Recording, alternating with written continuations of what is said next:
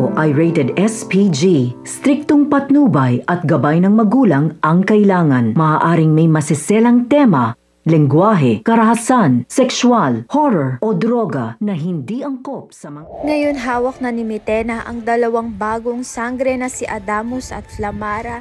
Dahil dito lalo pang humina ang puwersa ng kabutihan sa Encantadia. Nababalot na nga ito ng kasamaan. Samantalang nag-aalalang lubos itong si Pirena para sa kanyang anak na si Flamara, ngunit wala siyang magawa kundi sundin ang utos ni Imaw na hanapin ang anak ni Danaya, ang nawawalang si Tera. Tanging si Tera na lamang ang tinitignang pag-asa upang maibalik ang balanse ng mundo ng mga sangre. Ngunit nasa mundo ng mga mortal itong si Tera, walang kaalam-alam sa kanyang pinagmulan o kapangyarihang dumadaloy sa kanyang dugo.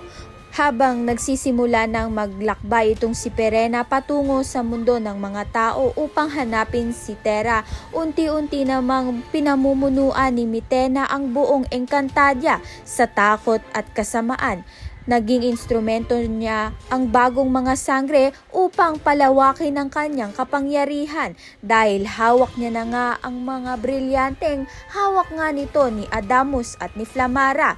May balak pa nga siyang paslangin ng mga bagong sangre. Mabuti na nga lang ay paparating na nga itong si Tera na magliligtas sa Encantadia at sa mga sangre. Kaya naman nga't yan at iba pa ang dapat nating pakaabangan. Maraming salamat sa iyong panonood.